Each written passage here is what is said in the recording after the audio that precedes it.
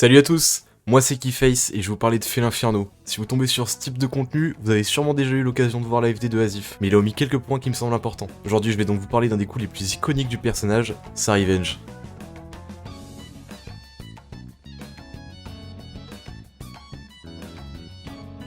Pour ceux qui ne connaissent pas ce qu'on appelle la revenge, c'est tout simplement le down B de Felinferno. C'est un contre qui sort extrêmement rapidement, étant donné qu'il est actif dès la 3ème frame, ce qui en fait son option de désavantage la plus rapide avec son air dodge. Le fonctionnement diffère des autres contres, mais il reste assez simple.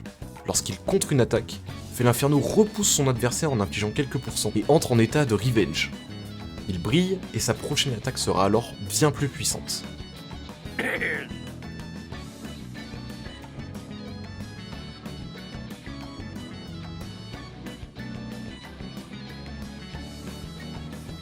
Et oui, vous connaissez cette sensation, quand vous venez de lâcher votre meilleur F-smash dans la revenge de Felinferno et qui vous court après. Heureusement, il existe plusieurs options pour le sortir de la revenge. Je commence avec la première, et la plus évidente, s'il vous frappe.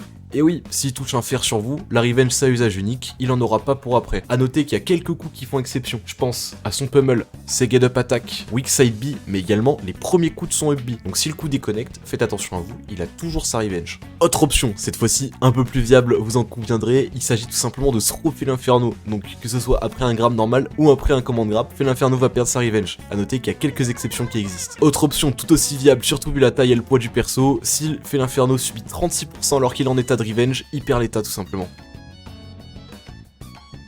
Et enfin, l'option la moins connue, celle-là je la répète au moins une fois par tournoi quand on me pose des questions sur le match-up parce que personne ne la connaît, c'est tout simplement que la revenge de Felin elle a un timer. Un timer de 60 secondes et qui se réduit d'environ 5 secondes à chaque fois qu'il utilise un coup spécial. Tout à l'heure, je vous parlais d'autres facteurs qui pouvaient influencer les dégâts de la revenge de Felinferno, et l'un d'entre eux, c'est le stacking de revenge. En effet, Felinferno peut stacker jusqu'à 3 fois une revenge. Autre point très important à noter, la revenge possède un plafond, c'est-à-dire un cap de dégâts que Felinferno ne pourra pas dépasser. Par exemple, qu'il ait bloqué un neutral B de Ganondorf ou 3, le plafond est atteint et il n'infligera pas plus de dégâts. A noter également que le calcul des dégâts de la revenge est assez complexe et peut mener à quelques bizarreries. Là où un neutral B de Ganon suffit pour atteindre le plafond, il faut aussi savoir que 3 neutral B de Banjo peuvent suffire à l'atteindre. Donc faites attention quand vous spammez vos projectiles. Merci d'avoir visionné cette petite vidéo, le personnage a encore énormément à offrir sur pas mal d'aspects, je me suis plutôt plu à le faire, c'est la première fois que je m'exerce à ce genre de choses, mais avant de lancer le prochain épisode, j'aimerais savoir si ça vous intéresse.